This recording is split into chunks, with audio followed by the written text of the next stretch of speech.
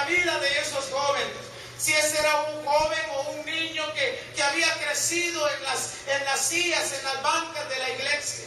Aquí se quedaba dormido, aquí creció, estuvo todo el tiempo aquí en la iglesia, pero parece ser que llegó a una edad en la cual su mente empezó a cambiar, empezó a ser, hermano, influenciado por el mundo. El mundo empezó a penetrar en su mente, en su corazón, empezó a cambiar. Tuvo que salir a enfrentarse a un mundo pecador, hermano.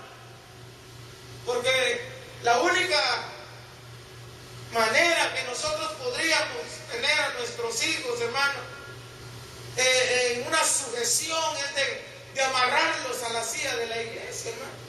Que no fueran a la escuela, que no fueran a trabajar, que no hicieran nada, que no salieran de la casa, hermano. Pero lamentablemente todos vamos a tener que enfrentar a este mundo. Todos vamos a tener que salir. Un día ellos van a tener que trabajar y tal vez van a tener que trabajar con una persona que no es de su misma fe. Una persona que no comparte los mismos principios. Ahí es donde sus principios y su carácter va a ser probado. Y van a tener que entender o darse cuenta realmente cuál es el fundamento que hay en nuestros hijos. Porque tiene que haber un fundamento y mejor es prepararlos ahora. Es enseñarles ahora antes que alguien allá afuera se encargue de enseñarles el error. De enseñarles la mentira, de enseñarles todo lo contrario a los principios bíblicos. Ahora dice aquí, lo que comúnmente se dice es que un joven se aleja de los caminos del Señor porque nunca tuvo un encuentro personal con Cristo. ¿Qué cree usted, hermano Héctor, acerca de eso que se cree? Que comúnmente se dice que un joven se aleja de los caminos del Señor porque nunca tuvo un encuentro personal con Cristo.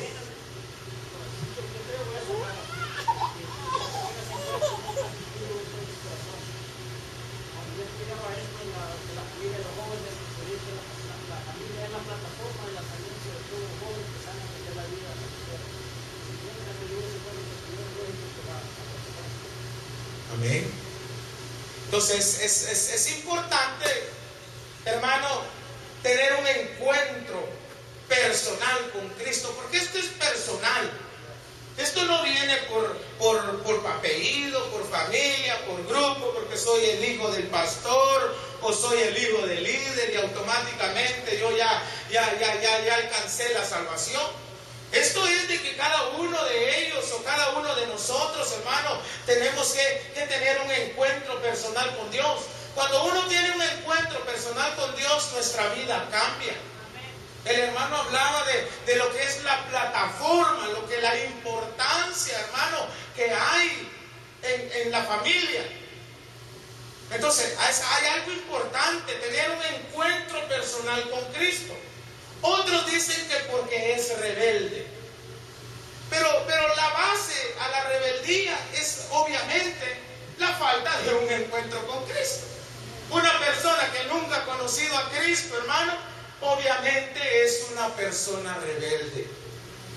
Todo aquel que actúa rebeldemente en la casa de Dios es porque no ha conocido realmente quién es Dios en su vida y nunca ha tenido una experiencia con Él. Porque ¿cómo voy a yo ser rebelde? Aquel hermano que me da la vida, aquel que me sustenta, aquel que me da la fuerza, aquel que me levanta cuando me caigo, aquel que me consuela cuando estoy solo, aquel que me da, hermano, todo lo que yo necesito, algo que nadie me puede dar.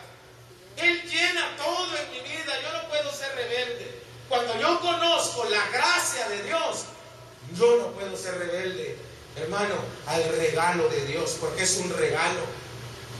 Y si es un regalo, no podemos ser rebeldes, hermano, a la gracia de Dios. Otros dicen porque no se somete a la disciplina de la iglesia. Otros dicen que los jóvenes se van de las iglesias porque no se someten a la disciplina de la iglesia. Yo creo que solamente hay una disciplina, y la disciplina es la palabra de Dios. Esto no se trata de una disciplina de iglesia o de dominación, sino se trata de verdaderamente conocer la palabra de Dios y de ser obediente a ella. En algunos casos esto puede ser verdad. Sin embargo, pocas veces consideramos la posibilidad de que gran parte de la culpa recae en la actitud de los mayores. ¿Cuánto realmente asumimos esa responsabilidad? Que nosotros jugamos un papel muy importante en nuestra casa. Nosotros como padres somos responsables, y gran parte de todo eso recae sobre nosotros, porque en alguna etapa de nuestra vida nosotros descuidamos de lo que es la disciplina, la instrucción en nuestros hijos. Y obviamente eso trajo un caos.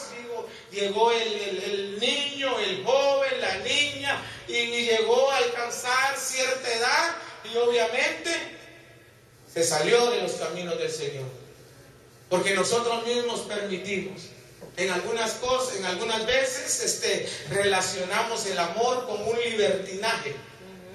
Y el amor no es libertinaje, el amor es algo diferente. Hay que disciplinar con amor, hay que exhortar con amor, pero eso no quiere decir que nosotros seamos permisivos y que permitamos que todo lo que nuestros hijos quieran hacer, dejarles que lo hagan.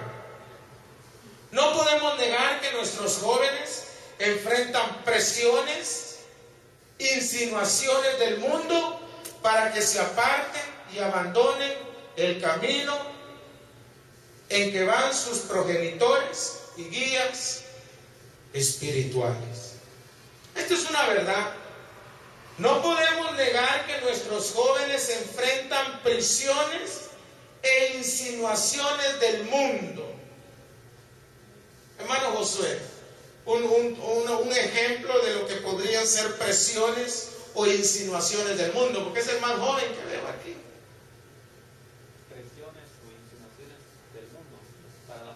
Para la juventud. Un ejemplo de lo que podría ser una presión para nuestros jóvenes. Son las cosas que hay afuera, tantas cosas como, por ejemplo, que la juventud mayormente se pierde en escuchar la música mundana, dice el hermano. Hay una influencia directamente a la mente. La música es algo que penetra directamente a la mente, dice el hermano. ¿Es verdad eso? Es una influencia. Es una influencia que trastorna la mente de nuestros hijos. Son insinuaciones. ¿Cómo se llama mi hermano? Omar, otro ejemplo. Usted es joven, yo creo que tiene experiencia. También las malas amistades. Malas amistades. En el hogar también, hermano. A veces hay problemas con los padres. El mal ejemplo de nosotros como padres puede insinuarlos, hermano, a salirse de los caminos de Dios. ¿Sabe por qué? Porque dicen, bueno, mi padre según es cristiano, predica, enseña, pero realmente este es un diablo aquí en la casa. ¿Y para qué quiero yo ser como él, ser cristiano así? No, hombre, mejor me tiro de una vez al mundo. ¿Para qué ir a pantallar algo que no soy? El ejemplo de nosotros como padres es que hermano, existen muchas razones por las cuales nuestros jóvenes puedan desertar de las iglesias. Y entonces es importante tener un cuidado muy de cerca a cada uno de nuestros jóvenes para que no abandonen. Primeramente, que tengan un encuentro personal con Dios. Y la base fundamental, que si ellos llegan a tener un encuentro personal con Dios, ellos van a conocer a Dios. Ellos van a saber quién es Dios, no simplemente porque yo los traiga a la iglesia y obviamente van a saber adorar a Dios, servirle a Dios, obedecerle a Dios, porque todo eso es el desarrollo, hermano, de la enseñanza bíblica, que es lo que vamos a estar hablando en este preciso momento. Ahora, primero vamos a analizar ciertos versículos en Deuteronomio, y esto va en base a lo que Dios estipuló acerca de lo que es la educación cristiana en el hogar, especialmente para nuestros niños, para nuestros jóvenes y para cada uno de nosotros. Hay reglas que debemos de seguir para que la palabra de Dios pueda traer una bendición a nuestras vidas. Deuteronomio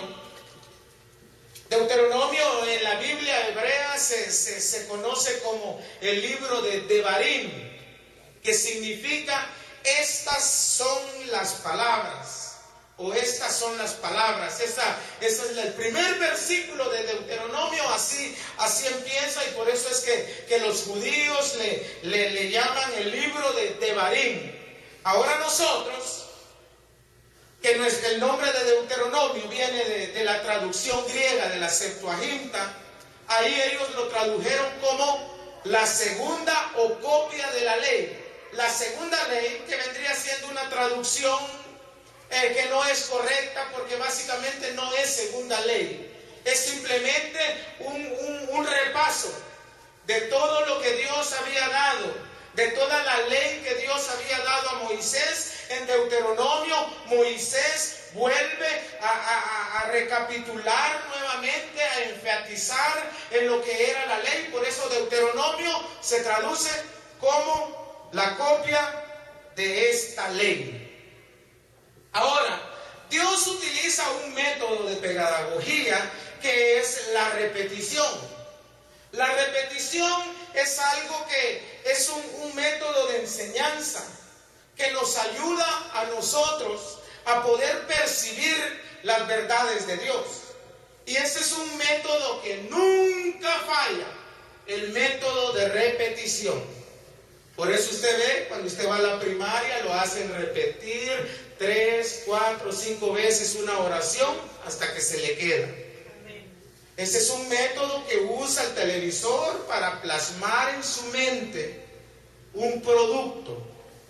Y es un bombardeo con el mismo comercial que sale hasta, yo no sé cuántas veces por hora, pero sale un montón de veces, de tal manera que usted se lo graba de memoria, que solo oye la musiquita está en el baño, el televisor está en la recámara, solo oye la musiquita del comercial y se le viene la figura del producto que están anunciando. Este es un método que nunca falla. McDonald's optó por enseñar una M amarilla. Una M amarilla que hasta el niño que no habla todavía sabe que esa M representa comida. El niño, cuando ve la M amarilla de McDonald's, señala con el dedo y quiere papitas. Sabe que ahí hay papitas. Sabe que ahí está la comida, que ahí están los chicken nuggets que le gustan. Ahí está lo que le gusta. Pero ¿cómo ese niño aprendió si ni siquiera habla todavía? El método de repetición. Que pasa en el televisor y sale. Y eso queda tan plasmado en la mente. El televisor tiene un poder, hermano, que plasma en nuestra mente la idea que el comerciante quiere transmitir a nuestro intelecto. Entonces Dios utiliza un medio de repetición. Esto que repite en Deuteronomio ya lo había hablado en Levíticos. Esto ya lo había hablado en Éxodo. Esto ya lo había explicado una y otra vez. Pero vuelve y le dice a Moisés: dile a los hijos de Israel, repíteles, porque en la repetición. Y el maestro que se convirtió un maestro en excelencia de ese método fue Moisés. Amén. Moisés repitió. Si usted lee el Pentateuco, usted se va a dar cuenta que repite y repite lo mismo otra vez. Lo que lee en Éxodo se lo vuelve a topar en Levítico. Lo que lee en Levítico se lo encuentra otra vez en Deuteronomio. Entonces este método es un método que es válido de parte de Dios. Fue la forma que Dios usó para que el pueblo fuera instruido. Ahora, ¿de dónde sale el nombre de Deuteronomio? Sale del capítulo 17, versículo 18. Vamos a ir a Deuteronomio. Como estamos en Deuteronomio, yo quiero que usted sepa de dónde nace el nombre de Deuteronomio y qué es lo que significa. Acuérdese que es de una palabra griega que significa copia de esta ley. En Deuteronomio 17, versículo 17, hay reglas. Y esas reglas son reglas para los reyes. Porque el rey también tenía que tener reglas. ¿Cuántos reyes y sacerdotes hay aquí? Amén. Pero eso no quiere decir que usted no tenga leyes. No quiere decir que pueda hacer lo que quiera. Que yo soy rey, sacerdote, yo puedo hacer lo que quiera. No. Somos reyes y sacerdotes, pero tenemos que ser gobernados por la ley de Dios. Aquí da reglas a los reyes. Y dice el versículo 17: ni tomará para sí muchas mujeres. Podía tomar mujeres, pero no muchas. Salomón se pasó. 700 mujeres y 300 concubinas. Llegó a 1000. ¡Wow! Muchas mujeres. Es tremendo. Dios había dicho, uno de los fracasos, y no quiero hablar del fracaso de Salomón, pero el primer libro de los Reyes, capítulo 11, lea el capítulo 11 en su casa y se va a dar cuenta qué fue lo que sucedió con él. Ni tomará para sí muchas mujeres. ¿Por qué? Para que su corazón no se desvíe. Ni plata, ni oro amontonará para sí en abundancia. Reglas para los reyes. Y cuando se siente sobre el trono, en su reino, entonces se escribirá para sí un libro, una copia de esta ley. Ahí viene el nombre de Deuteronomio. Una copia de esta ley. Ahora, el trabajo del rey era que él tenía que hacer una copia de la ley. La copia quedaba con él y la original se le daba a los levitas y a los sacerdotes, a los que estaban encargados de la liturgia.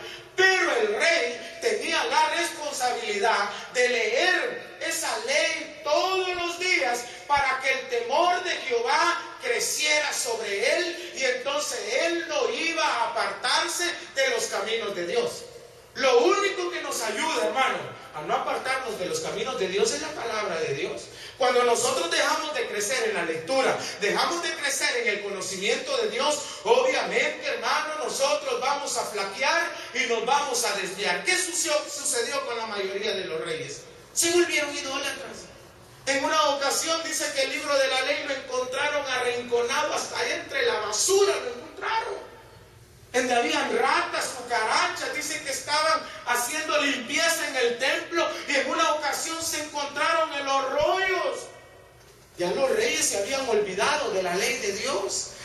Y obviamente por eso es que siempre ellos recurrían a la idolatría, porque habían dejado los principios básicos de la palabra de Dios. Ahora, sin principios básicos y sin reglas espirituales, hermano, muy difícilmente vamos a poder guiar a nuestros hijos, a nuestros jóvenes. Muy difícilmente vamos a poder nosotros mismos alcanzar el crecimiento espiritual que Dios requiere de cada uno de nosotros. Ahora miren, ellos lo que tenían que hacer, del original que está al cuidado de los sacerdotes y levitas, y lo tendrá consigo, se quedaba el rey con la copia, y leerá en él todos los días de su vida. Tenía que leer para que aprenda a temer a Jehová su Dios, para guardar todas las palabras de esta ley y estos estatutos, para ponerlos por obra.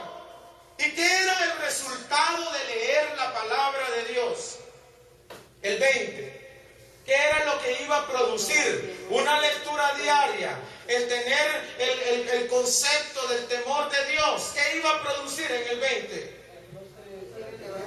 Para que no se eleve su corazón sobre sus hermanos, ni se aparte del mandamiento a diestra ni a siniestra, a fin de que prolongue sus días en su reino, él y sus hijos en medio de Israel. Entonces vemos, hermano, que hay una bendición en guardar la palabra de Dios. Y la bendición está en que no se va a elevar mi corazón. Mi corazón no me va a engañar, mi corazón no se va a ensoberbecer, mi corazón va a mantenerse firme, limpio. ¿Para qué? Para que yo pueda amar a mis hermanos, para que yo no me aparte del mandamiento de Dios, ni a diestra ni a siniestra, y que también mi caminar sea un caminar largo, sea un caminar con bendición en medio de sus hijos y en medio de Israel. Entonces, cuando uno es obediente a la palabra de Dios, lo único que Dios nos garantiza es bendición. Nos garantiza a estar firmes, a que nuestros días van a ser prolongados, hermano, a que nuestros días y nuestros hijos van a alcanzar la promesa de parte de Dios. El hogar va a ser un hogar, hermano, bendecido en todas las áreas. Pero ¿qué sucede cuando uno descuida la palabra de Dios? Problema tras problema, pleito tras pleito. Que ya mi hijo se metió en este problema, mi otro hijo está aquí, el otro está en la cárcel y el otro ya lo deportaron. Problema tras problema, hermano. ¿Por qué? Porque no hay un principio bíblico dentro del hogar. Pero cuando nosotros analizamos la palabra de Dios, nos damos cuenta de que la palabra de Dios es la única que puede formar un carácter en nosotros y en nuestros hijos. Amén, aleluya. Vamos a ir al punto. Vamos al versículo 3. Tenemos una hora. Versículo 3. Del 3 al 5 de Deuteronomio capítulo 6. Alguien que me lo lea fuerte. Oye pues, oh Israel, cuida de ponerlo por obra, para que te vaya bien en la tierra que fluye leche y miel, y os multipliquéis, como te ha dicho Jehová, el Dios de tus padres. Oye Israel, Jehová nuestro Dios, Jehová uno es, y amarás a tu Dios, a Jehová tu Dios de todo tu corazón y de toda tu alma, y con todas tus fuerzas. Y estas palabras que yo te mando hoy estarán sobre tu corazón. Gloria a Dios. Vemos, aquí hay una gran declaración que se conoce como el Shema de Dios. El oye, el escucha en hebreo. Escucha, oye significa el Shema que empieza ahí en el versículo 4 y dice: oye Israel, Jehová nuestro Dios, Jehová uno es. Bueno, los unitarios usan este versículo para declarar su fe en solo Jesús. Pero aquí vemos una declaración que nos habla de una unidad, pero también nos habla de una diversidad. Los que están estudiando teología el día martes han estudiado los nombres de Dios. Aquí hay dos nombres. Primero dice: oye Israel, Jehová es Yahvé. Es algo que se conoce como el tetragramatón. Las 4 letras que no tienen consonantes. El Yahvé, el eterno, el autoexistente, significa Jehová. Pero después dice: Jehová, tu Dios. La palabra Dios es un plural. Y la palabra Dios viene del Elohim. El mismo verbo que está allá, o la misma palabra que está allá en Génesis 1:1, donde vemos que hay una pluralidad en la palabra Dios. Ahora, Dios quería dejar bien en claro en los hijos de Israel, o en sus hijos, de que Dios era uno. uno en existencia, uno en carácter, uno en personalidad, uno en omnisciencia, uno en omnipresencia, en contradicción de lo que ellos conocían como los Baales. Los Baales eran dioses, pero los Baales no tenían los atributos que Dios tenía. Y él quería marcar: el Dios que ustedes adoran, este Jehová, yo soy su Dios, aunque soy el único, pero también mi omnipresencia puede estar en todos lados. Aleluya. El Dios que está en Japón no es diferente al Dios que está aquí en Estados Unidos. Eso quiere decir que la omnipresencia de Dios, aunque yo soy uno, pero yo puedo estar en muchos lugares al mismo tiempo, que yo soy su Dios, no como los Baales. Los Baales no tenían, cada uno de los Baales era diferente, y cada uno en cada región era diferente, tal y como las vírgenes de las patronas de muchos municipios o pueblos de nuestros países. Cada pueblo tiene un santo patrono, no sé cómo le llaman, al cual se le ofrece fiesta cada año, se le llevan regalos, se celebra, se hacen convivios y se hace un sinnúmero de cosas, pero cada uno es diferente. Ahora Dios se presenta a ellos como un Dios verdadero, como un Dios el cual amar. Oye Israel, Jehová nuestro Dios, Jehová uno es, y amarás a Jehová tu Dios de todo tu corazón y de toda tu alma y con todas tus fuerzas. Ahora en el versículo 3, Él le da ciertas reglas y le dice: para que te vaya bien en esta tierra hay algo que hacer. No te va a ir bien nomás por casualidad. Es que nada sucede como por arte de magia. Todo tiene reglas. Todo tiene ciertos requerimientos de parte de Dios. Y en el versículo 3 le dice: oye pues, oh Israel, cuida de ponerlos por obra. Aquí está hablando de mandamientos, aquí está hablando de decretos, aquí está hablando de responsabilidades, aquí está hablando de una garantía que nos presenta Dios por medio de su palabra. Es que hay gente que dice: bueno, yo me convertí al evangelio y no veo nada. Pues sí, pues que no vive la palabra. Es que no está caminando conforme la palabra. Si esto no es solamente de entrar a la iglesia, convertirme en cristiano y que caiga pues todo que venga. No. Esto es de caminar bajo los estatutos. Dios fue claro. Dios les dijo: los voy a introducir a una tierra que fluye leche y miel, pero ustedes van a tener que estar sujetos a los mandamientos. Si no, no va a haber ni leche ni va a haber miel. Queremos la leche y queremos la miel, pero no queremos obedecer, hermano, a la palabra de Dios. Entonces Dios utiliza este método y les empieza a decir: la palabra va a tener que estar en sus mentes, en sus corazones, en todo lugar, para que ustedes puedan disfrutar de la leche y de la miel. Qué rico es caminar en obediencia, y qué rico es ver la mano de Dios y dar testimonio de un Dios verdadero, de un Dios que verdaderamente nos da esa leche y esa miel. Pero ponga a testificar a todos de esa leche y esa miel. No todos están agarrando de esa leche y esa miel. No todos. Hay muchos que no están disfrutando de ese beneficio. Pero no es porque no estemos en el lugar indicado. Estamos en el lugar indicado. Simplemente no estamos haciendo lo que la palabra de Dios nos enseña. Ahora, en los tiempos del Antiguo Testamento, en las escuelas judías, se enseñaba este versículo de Deuteronomio 6:4, el Shema de Dios. Es algo que todo judío lo sabe de memoria. Es como algo tan importante en la vida judía. Usted háblele a un judío de Deuteronomio 6:4 y eso es algo sagrado para ellos. Eso es algo tremendo.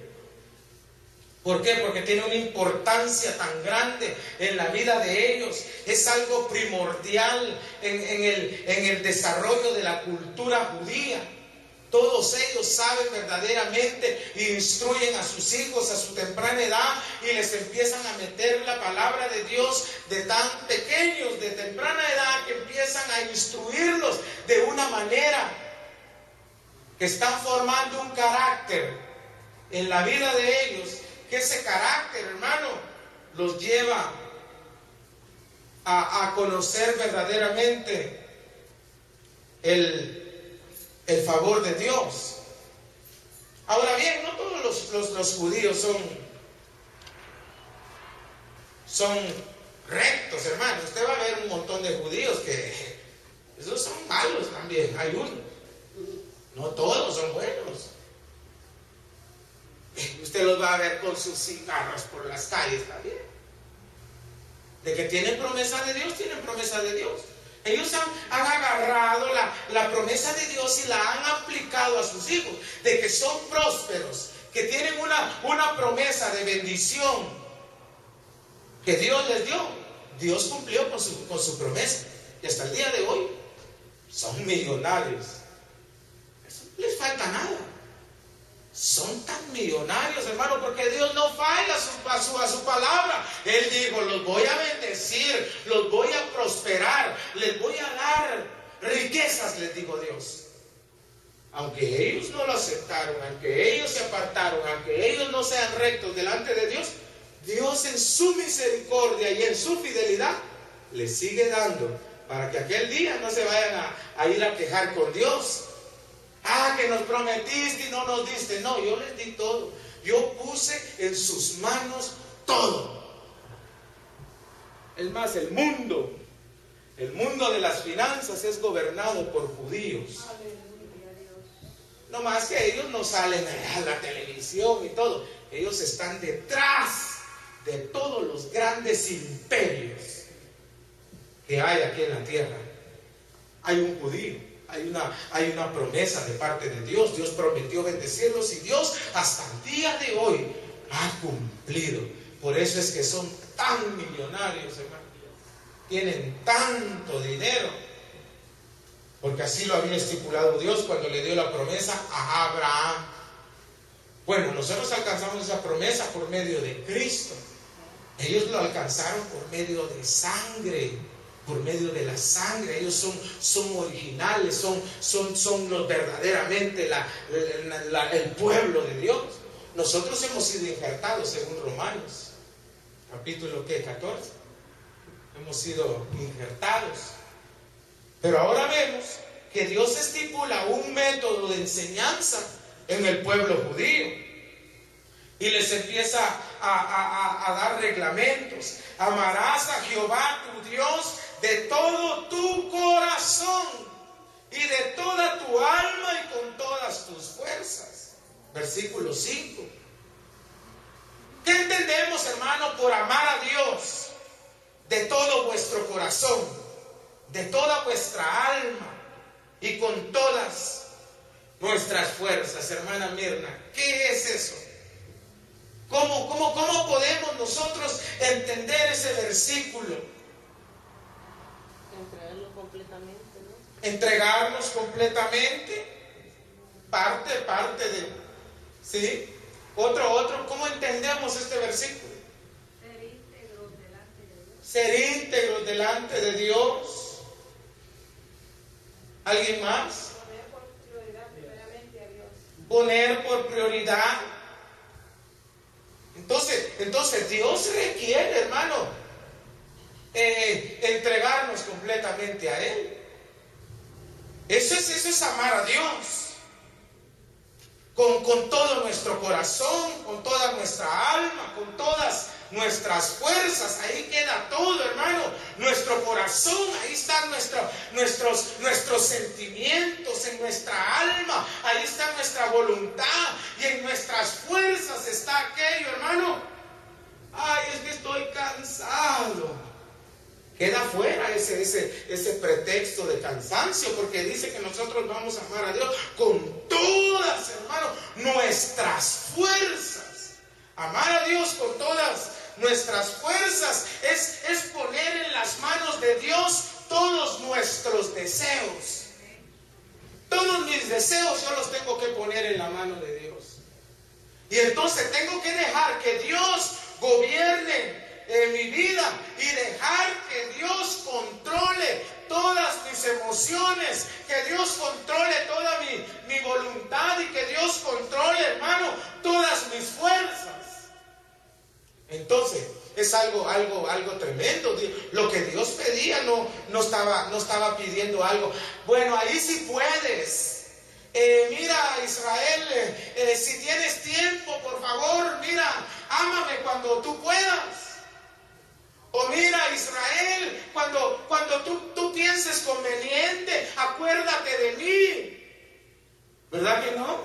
Es un imperativo que tenía que estar en la vida de ellos constantemente, diariamente, y reconocer que tenían que amar a Dios con todo su corazón, con toda su alma y con todas sus fuerzas. Qué bueno es entender ese versículo. Leerlo es fácil, memorizárselo un poquito fácil, pero ponerlo por obra no es tan fácil cuando uno verdaderamente no está siendo gobernado por el Espíritu Santo de Dios. Tenemos que dejar, hermano, que el Espíritu Santo esté sobre nuestra vida para poder cumplir con este versículo.